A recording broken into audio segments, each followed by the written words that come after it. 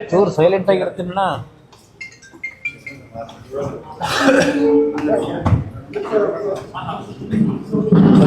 ವಿಧಾನ ಪರಿಷತ್ತಿಗೆ ನಡೆದಂಥ ನಿನ್ನೆಯ ಮತದಾನ ನಾನು ಮೊದಲೇ ಮಾಧ್ಯಮದ ಸ್ನೇಹಿತರ ಮುಂದೆನೇ ಹೇಳಿದ್ದೆ. ಮನಿ ಪವರು, ಮಸಲ್ ಪವರು ಇದೆಲ್ಲ ಏನು ಹೇಳಿದ್ದೆ. ನಾನು ಚುನಾವಣೆ ಗೆಲ್ತೀವಿ ಅಂತಕ್ಕಂಥ ದೃಷ್ಟಿಯಿಂದ ಅಭ್ಯರ್ಥಿ ನಿಲ್ಲಿಸಿದ್ದಲ್ಲ. ನಾನು ಪಕ್ಷದ ವತಿಯಿಂದ ತೀರ್ಮಾನ ಮಾಡೋದಕ್ಕಿಂತ ಮುಂಚೆ ಈ ದಿನಾಂಕ ನಿಗದಿಯಾದ ಮೇಲೆ ಮನೆಯಲ್ಲೇ 2 ಸಭೆಗಳನ್ನು ಮಾಡಿದೆ. ಎಲ್ಲ ಶಾಸಕರನ್ನ ಎಕ್ಸೆಪ್ಟ್ ಒಬ್ಬರು, ಈ ಜಿಲ್ಲೆಯವ್ರನ್ನ ಬಿಟ್ಟು ಕೆಲವರು ಆಗಲೇ ಸುಮಾರು 1-1.5 ವರ್ಷದಿಂದನೇ ಕಾಲು ಹೊರಗಿಟ್ಬಿಟ್ಟವ್ರು. 2 ಕಾಲನ್ನು, 1 ಕಾಲಲ್ಲ 2 ಕಾಲು ಇಟ್ಕೊಂಡವ್ರೆ. ಅವ್ರಿಗೆ ಬೇಕಾದಂಥ ಸಂದರ್ಭದಲ್ಲಿ ಹೇಳಿಕೆಗಳು ಕೊಟ್ಕೊಂಡು ಬಂದಿದ್ದಾರೆ. ಅವರು ಹೇಳಿದ್ದಾರೆ ನನ್ನ ಸಂಪರ್ಕದಲ್ಲೇನು ಇರಲಿಲ್ಲ ಅಂತೇಳಿ. ನಾನು 2 ಸಭೆ ಮಾಡಿದ ಉದ್ದೇಶವೇ ನಮ್ಮ ಪಕ್ಷದ 18ರಲ್ಲಿ 17 ಮತಗಳನ್ನು ಉಳಿಸ್ಕೋಬೇಕು ಅಂತಕ್ಕಂಥ ದೃಷ್ಟಿಯಿಂದ. ಕೊನೆಗೆ ನಮ್ಮಲ್ಲೇ ಶಾಸಕರುಗಳು ಕೆಲವರು ಇಲ್ಲ ನಾವು ಯಾವುದೇ ಕಾರಣಕ್ಕೂ ಅಭ್ಯರ್ಥಿ ಹಾಕದೇ ಇದ್ದರೆ ರಾಂಗ್ ಮೆಸೇಜ್ ಹೋಗ್ತದೆ, ಸೋಲು ಗೆಲುವು ಚುನಾವಣೆಯಲ್ಲಿ ಇದ್ದಿದ್ದೆ, ಅಭ್ಯರ್ಥಿಯನ್ನು ನಿಲ್ಲಿಸಲೇಬೇಕು ಅಂತ ಹೇಳಿ ನಮ್ಮಲ್ಲಿ ಭಾಳ ಕೆಲವು ಶಾಸಕರು ಒತ್ತಾಯಗಳನ್ನು ಮಾಡಿದ್ರು. ನಾನು ಅವತ್ತು ಹೇಳಿದ್ದೆ, ನನಗೆ ಬೇಕಾಗಿರೋದು ನಮ್ಮ 17 ಜನ ನೀವೇನಿದ್ದೀವಿ ಅಂತ ಹೇಳ್ತೀರಿ, 17 ಮತಗಳು ಯಾವುದೇ ಕಾರಣಕ್ಕೂ ಒಡೆದೋಗ್ತಕ್ಕಂಥದ್ದಕ್ಕೆ ಅವಕಾಶ ಕೊಡಬೇಡಿ. ಏಕೆಂದರೆ ಹಿಂದೆನಾದರೂ ಅನುಭವ ಆಗಿದೆ ನನಗೆ. ಆ ಹಿನ್ನೆಲೆಯಲ್ಲೇ ಹೇಳಿದಾಗ ಇಲ್ಲ ನಮಗೆ ಪರೀಕ್ಷೆ ಮಾಡಬೇಕು, ನಿಜಕ್ಕೂ ಯಾರ್ಯಾರು ಯಾವ ರೀತಿ ಇದ್ದಾರೆ, ಈ ಪಕ್ಷದ ಬಗ್ಗೆ ಗೌರವ ಇಟ್ಟವರು ಯಾರಿದ್ದಾರೆ, ಹಿತಶತ್ರುಗಳು ಯಾರಿದ್ದಾರೆ, ಇದು ಪರೀಕ್ಷೆ ಆಗಬೇಕು ಅಂದರೆ ನೀವು ಅಭ್ಯರ್ಥಿ ಹಾಕಲೇಬೇಕು ಅಂತಕ್ಕಂಥದ್ದು ನನ್ನ ಮೇಲೆ ಒತ್ತಡ ತಂದಂಥದ್ದು. ಆ 2 ಸಭೆ ಮಾಡಿದಾಗ ಅದರ ಮೇಲೆ ತೀರ್ಮಾನ ಮಾಡೋದು ಅಭ್ಯರ್ಥಿ ನಿಲ್ಲಿಸಬೇಕು ಅಂತ ಹೇಳಿ. ಈ ಚುನಾವಣೆಯ ನೆನ್ನೆಯ ಫಲಿತಾಂಶ ಬಹುಶಃ ಒಂದು ನಮಗೆ ಇನ್ನೊಂದು ರೀತಿಯ ಅನುಭವವನ್ನು ಕೊಟ್ಟಿದೆ ಅನ್ನೋದು ನಾನು ಹೇಳ್ತೀನಿ. ಯಾರನ್ನೂ ದೂಷಣೆ ಮಾಡಲಿಕ್ಕೆ ಹೋಗಲ್ಲ. ಈಗ ಅತಿಯಾಗಿ ನಂಬಿಕೆ ಇಡ್ತಕ್ಕಂಥದ್ದು ಸೂಕ್ತ ಅಲ್ಲ ಅಂತಕ್ಕಂಥದ್ದು ಒಂದು ಸಂದೇಶ ಕೆಲವರು ಕೊಟ್ಟಿದ್ದಾರೆ. ನನ್ನ ಅತಿಯಾದ ನಂಬಿಕೆಯನ್ನು ಎಲ್ಲರ ಮೇಲೂ ಇಡ್ತೀನಿ, ಅದು ನಿಮ್ಮಲ್ಲಿ ಬಂದಿರತಕ್ಕಂಥ ಈ ಗುಣನ ಸ್ವಲ್ಪ ಬದಲಾವಣೆ ಮಾಡ್ಕೊಳ್ಳಿ ಅಂತಕ್ಕಂಥ ಸಂದೇಶ ನೆನ್ನೆಯ ಫಲಿತಾಂಶ ನನಗೆ ವೈಯಕ್ತಿಕವಾಗಿ ಕೊಟ್ಟಿದೆ. ಇಲ್ಲಿ ಯಾರನ್ನ ದೂಷಣೆ ಮಾಡಲಿಕ್ಕೂ ಹೋಗಲ್ಲ. ಈ ಫಲಿತಾಂಶದಿಂದ ಯಾವುದೇ ದೊಡ್ಡ ಮಟ್ಟದ ಬದಲಾವಣೆಯೂ ನಾವೇನು ತರಲಿಕ್ಕೇನಾಗೋದಿಲ್ಲ. ನಮಗೆ ನಿಜವಾದ ಒಂದು ಅಖಾಡ ಇರತಕ್ಕಂಥದ್ದು 28ರ ಚುನಾವಣೆ. ಅದಕ್ಕೆ ಪಕ್ಷ ಯಾಕೆ ಸಂಘಟನೆ ಮಾಡಬೇಕು ಅಂತಕ್ಕಂಥದ್ದು ಈಗ ನಾವು ಚರ್ಚೆ ಮಾಡಬೇಕಾಗಿದೆ. ಒಂದು, ಹಲವಾರು ಸಂದರ್ಭದಲ್ಲಿ ಇಂಥ ಒಂದು ಬೆಳವಣಿಗೆ ಆದಾಗ ಈ ಪಕ್ಷ ಉಳಿಸಿ ಬೆಳೆಸ್ಕೊಂಬಂದಿರತಕ್ಕಂಥದ್ದು ಕಾರ್ಯಕರ್ತರೇ. ನಮ್ಮಲ್ಲಿ ನಿಷ್ಠಾವಂತ ಕಾರ್ಯಕರ್ತರ ಕೊರತೆ ಇಲ್ಲ. ಆ ಕಾರ್ಯಕರ್ತರ ದುಡಿಮೆ ಮೇಲೆ ಬೆಳೆದಂಥವರು ಯಾವ್ಯಾವ ರೀತಿಯಲ್ಲಿ ಹಲವಾರು ಸಂದರ್ಭದಲ್ಲಿ ತೀರ್ಮಾನಗಳು ತೆಗೆದುಕೊಂಡು ಹೋಗಿದ್ದಾರೆ. ಅದರಿಂದ ಏನು ಪಕ್ಷಕ್ಕೇನು ಹಿನ್ನಡೆ ಆಗಿಲ್ಲ. ನಾನು ದೇಶದ ರಾಜಕಾರಣನೇ ಈಗ ನೋಡ್ತಾ ಇದ್ದೀನಿ. ದೇಶದ ರಾಜಕಾರಣ 3 ಬಾರಿ 2 ಬಾರಿ ಮುಖ್ಯಮಂತ್ರಿಗಳಾದಂಥ ಪಕ್ಷಗಳ ಪರಿಸ್ಥಿತಿಗಳು ಏನಾಗ್ತಿದೆ ಅಂತಕ್ಕಂಥದ್ದು ದೇಶದ ನಾನಾ ಭಾಗದ ರಾಜ್ಯಗಳಲ್ಲಿ ಈಗೇನು ಫಲಿತಾಂಶಗಳನ್ನು ಕಂಡಿದ್ದೇನೆ. ಸುದೀರ್ಘವಾಗಿ ಮುಖ್ಯಮಂತ್ರಿಗಳಾಗಿ ಅಧಿಕಾರ ನಡೆಸಿದಂಥ ಪಕ್ಷಗಳು ಇವತ್ತು ಯಾವ ಪರಿಸ್ಥಿತಿಗೆ ಬಂದಿದೆ. ಪ್ರತಿನಿತ್ಯ ನೀವೇ ಜನಗಳ ಮುಂದೆ ಇಡ್ತಾ ಇದ್ದೀರಿ. ಆದರೆ ಒಂದು ನನಗೆ ಇನ್ನೂ ವಿಶ್ವಾಸ, ನಾನು ಅಧಿಕಾರದಲ್ಲಿ 2 ಬಾರಿ ಆಕಸ್ಮಿಕವಾಗಿ ಮುಖ್ಯಮಂತ್ರಿ ಆದನು. ನಮ್ಮ ರಾಷ್ಟ್ರೀಯ ಅಧ್ಯಕ್ಷರು ದೇವೇಗೌಡರು ಈ ಒಂದು ಪಕ್ಷನ ಈ ಜಾತ್ಯತೀತ ಜನತೆಗಳ ಒಂದು ಭಾಗ ಇರಲಿ, ಅವರು ರಾಜಕಾರಣಕ್ಕೆ ಬಂದಂಥ ದಿನದಿಂದ ವಿರೋಧ ಪಕ್ಷದಲ್ಲೇ ಕೆಲಸ ಮಾಡ್ಕೊಂಬಂದಿರೋದು.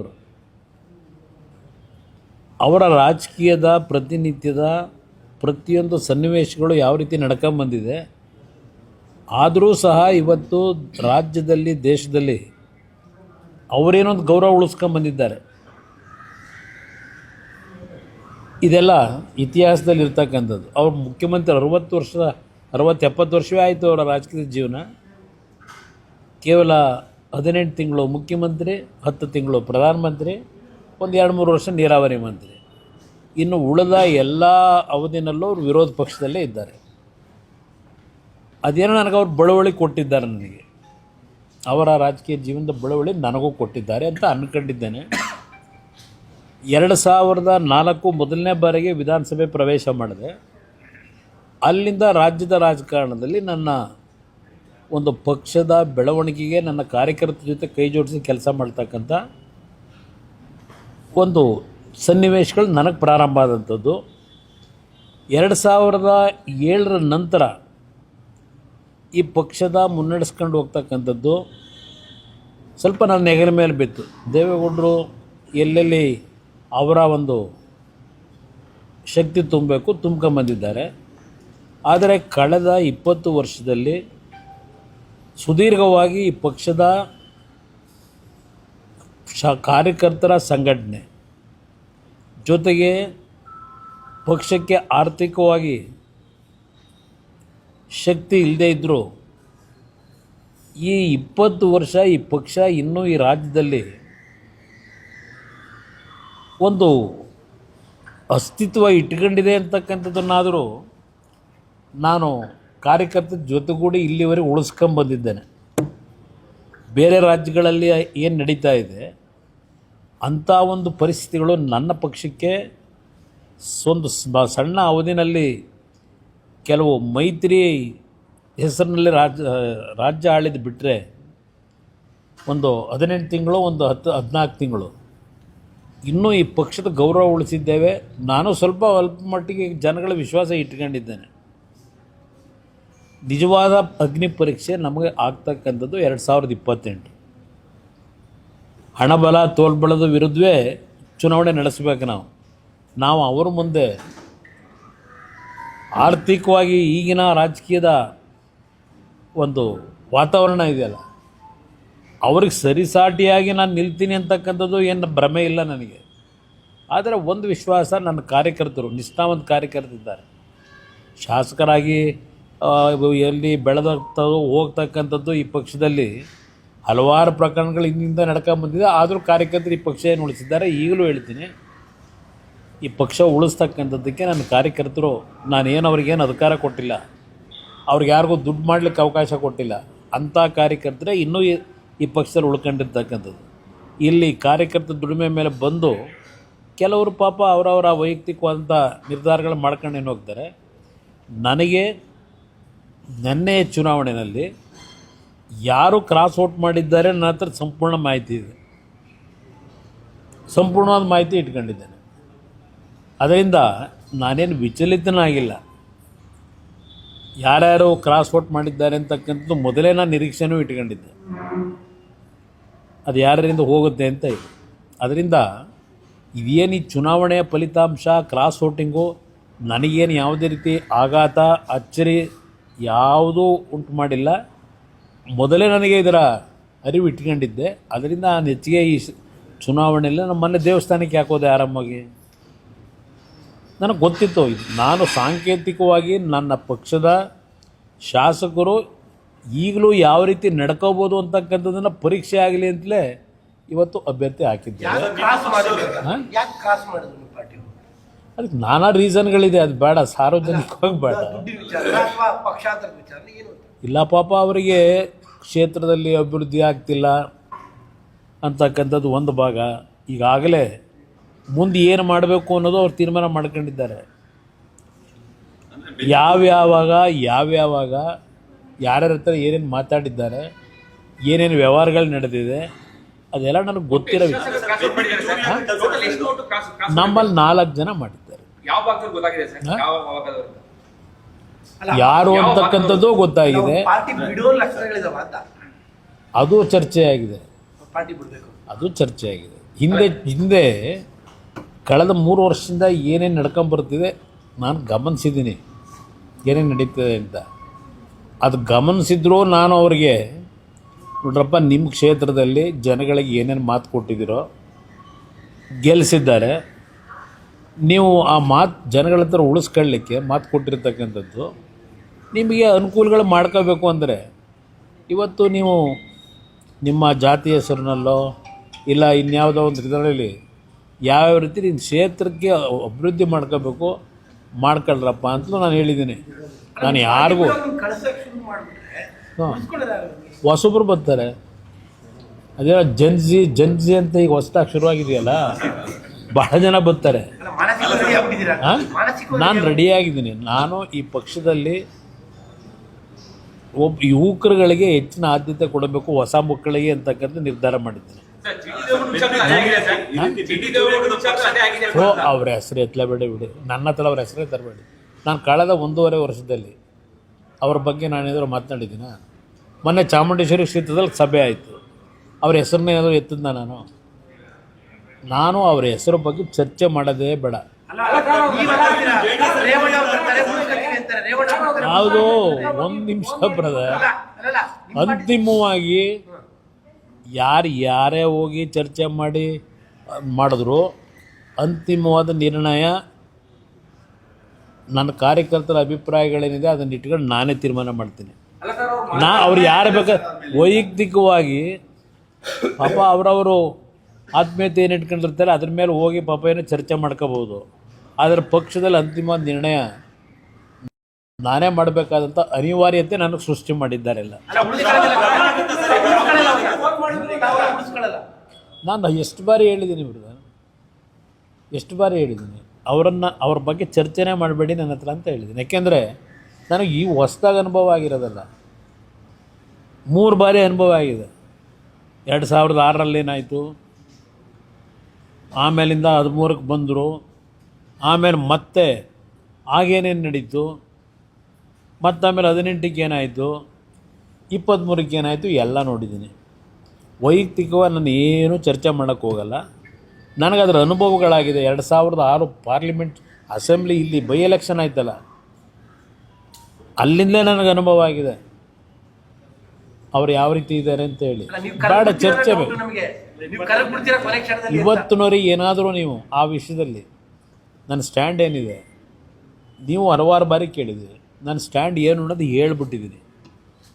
ಅದರಿಂದ ನನಗೆ ಅದರ ಬಗ್ಗೆ ಯಾವುದೇ ಕಾರಣಕ್ಕೂ ಯಾರು ಒತ್ತಡಗಳಿದ್ದರೂ, ನಮ್ಮ ಲೀಡ್ರುಗಳು ಭಾಳ ಜನ ಒತ್ತಡ ಹಾಕಿದ್ರು, ನಾನು ಅವ್ರಿಗೆ ಏನು ಹೇಳಿದ್ದೀನಿ ನಮ್ಮ ಲೀಡರ್ಗಳಿಗೆ ಗೊತ್ತು.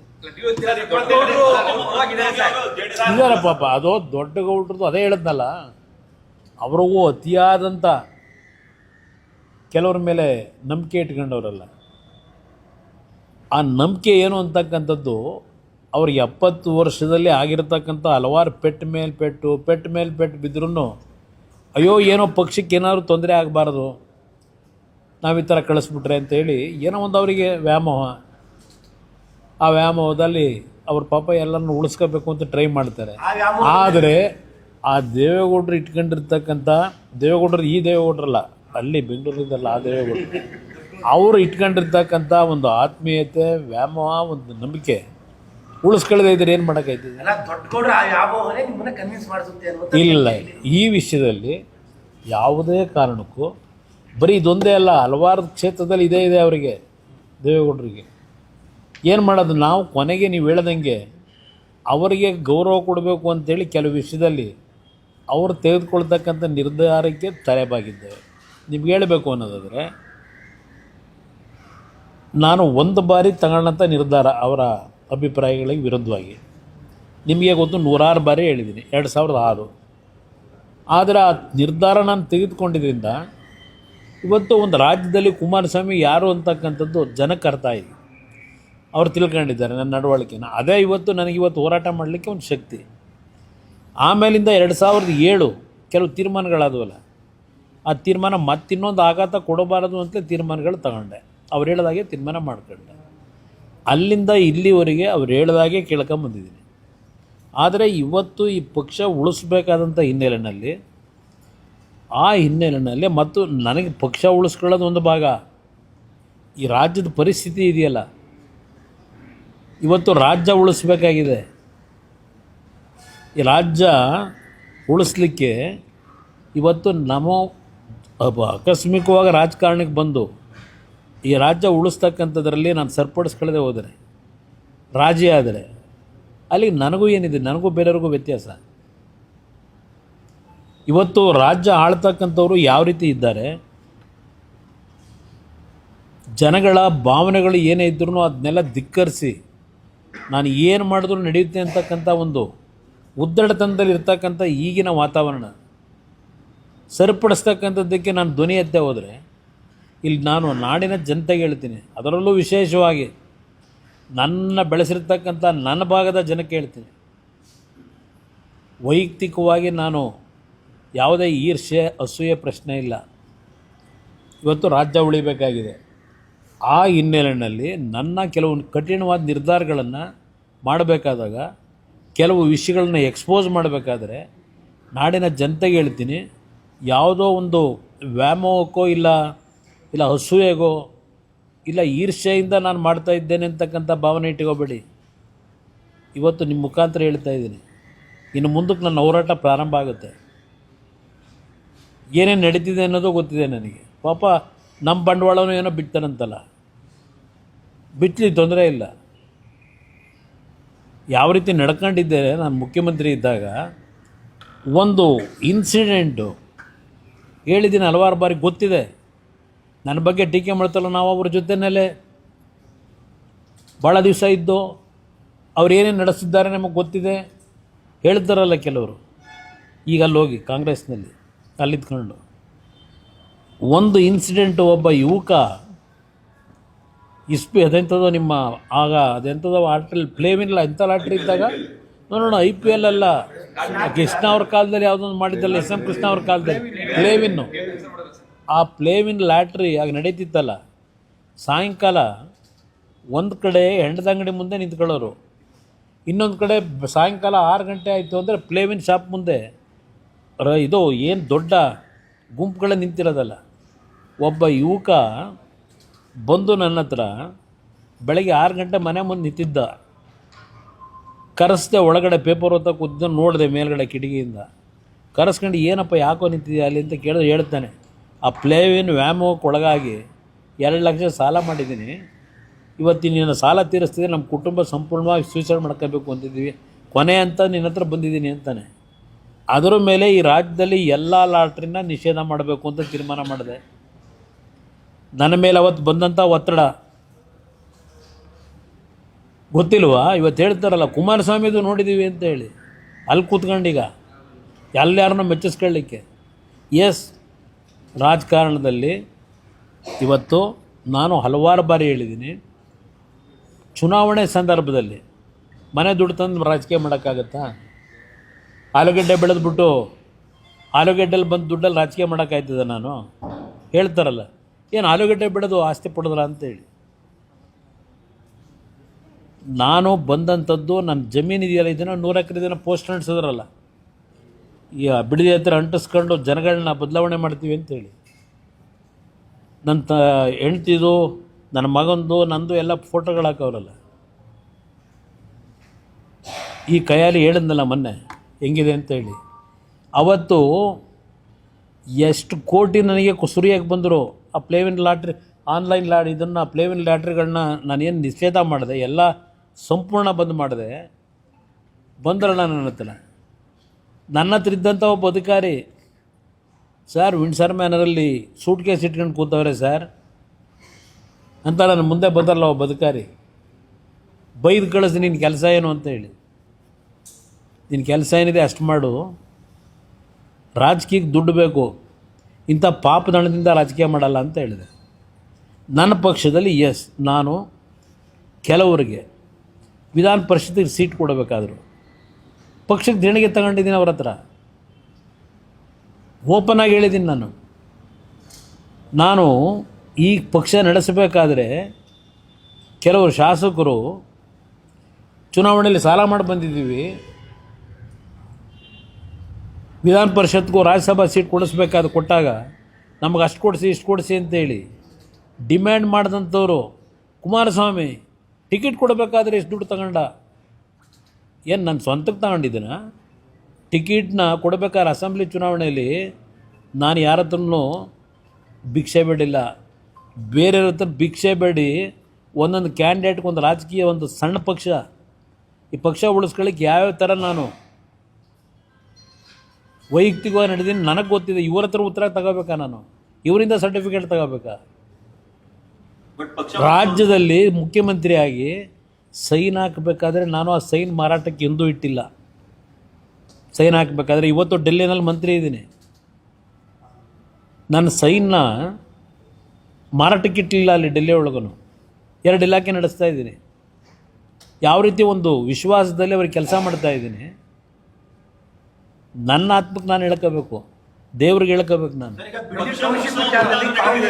ಯಾವುದೇ ಕಾರಣಕ್ಕೂ ಬ್ರದರ್ ಬಿಡದಿ ಟೌನ್ಶಿಪ್ ವಿಷಯದಲ್ಲಿ ಅದು ಕುಮಾರಸ್ವಾಮಿ ಕೂಸು ಅಂತಲಾದರೂ ಹೇಳಲಿ, ಏಕೆಂದರೆ ನೈಸ್ ವಿಷಯದಲ್ಲಿ ದೇವೇಗೌಡರು ಕೂಸು ಅಂದರು.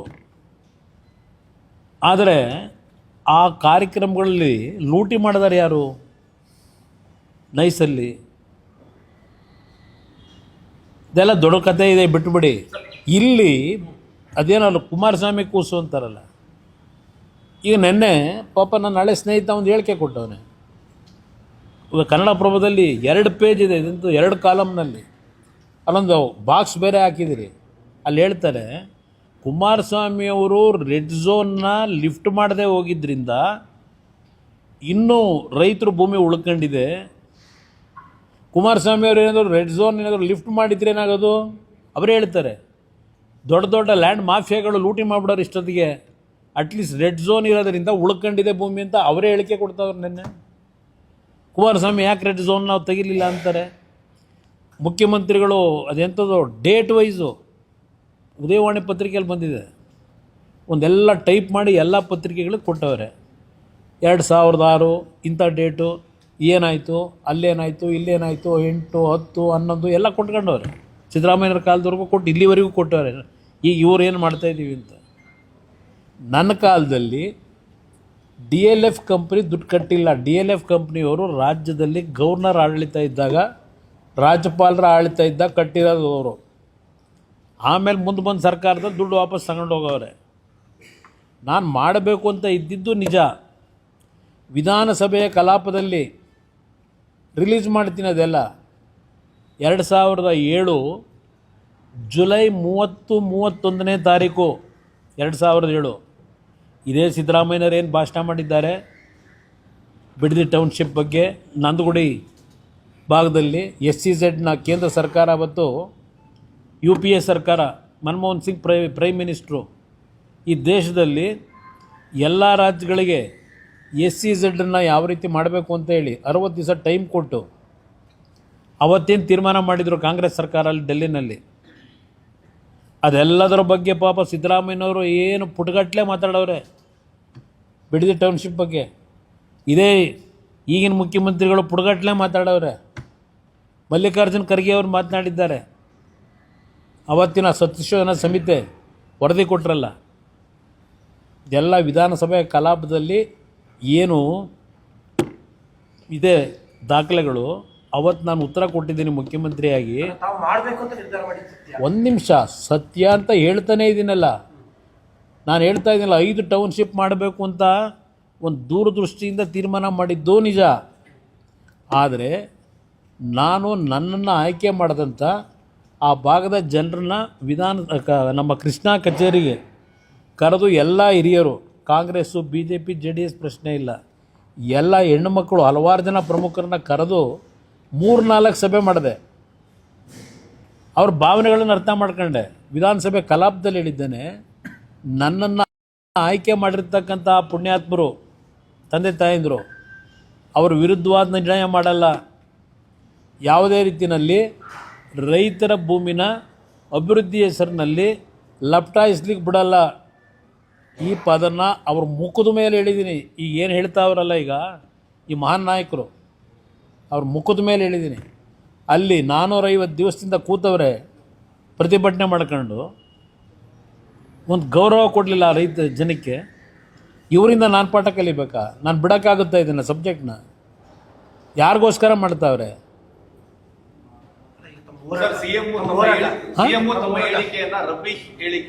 ಯಾವ ರಬ್ಬಿಶು? ಹಾಂ, ಯಾವುದಕ್ಕೆ ರಬ್ಬಿಶ್ ಹೇಳೋರು ಹೇಳಿ? ಯಾವ ಹೇಳಿಕೆ? ಈಗ ನಾನು ಏನಾದರೂ ಅಸತ್ಯ ಹೇಳಿದ್ದೀನ? ನಾನು ಹೇಳೋದಲ್ಲ, ಅಲ್ಲಿ ಜನವೇ ಮಾತಾಡಲ್ವಾ?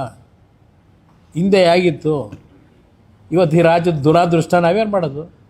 ನಾವು ನೋಡಬೇಕಿದ್ನ. ಈಗ ನನ್ನ ಕೌಂಟ್ರ್ ಹೋರಾಟ, ರೈತರು ಏನು ಇವತ್ತಲ್ಲಿ ಹೋರಾಟ ಮಾಡ್ತಾ ಇದ್ದಾರೆ ಭೂಮಿ ಕೊಡಲ್ಲ ಅಂತೇಳಿ, ಅವ್ರಿಗೆ ಧ್ವನಿಯಾಗಿ ನಿಲ್ಲೋದಷ್ಟೇ ಅಲ್ಲ, ಅದ್ರ ಜೊತೆಗೆ ಕಾನೂನಿನ ವ್ಯಾಪ್ತಿಯೊಳಗೆ ಇವ್ರು ಹೇಳೋರು ಮುಖ್ಯಮಂತ್ರಿಗಳು ಹೋಗಲಿ ಅಂತ ಹೇಳಿ, ಕಾನೂನು ವ್ಯಾಪ್ತಿಯೊಳಗೆ ಆ ರೈತರಿಗೆ ನ್ಯಾಯ ಕೊಡಿಸ್ತಕ್ಕಂಥದ್ದಕ್ಕೆ ಎಲ್ಲ ರೀತಿಯಲ್ಲೂ ಅವ್ರ ಪರವಾಗಿ ನಿಲ್ತೀವಿ. ಏನು ಹೇಳಿ? ನಾನು ರಾಜ್ಯ ರಾಜಕಾರಣದ ಕೇಂದ್ರದಲ್ಲಿ ಟೆಂಪ್ರರಿ, ಅದು ನನ್ನ ಪರ್ಮನೆಂಟ್ ಇಲ್ಲೇ. ಅದರಿಂದ ನಾನು ರಾಜಕಾರಣಕ್ಕೆ ಹೊಸದಾಗಿ ಬರಬೇಕಾಗಿದೆ.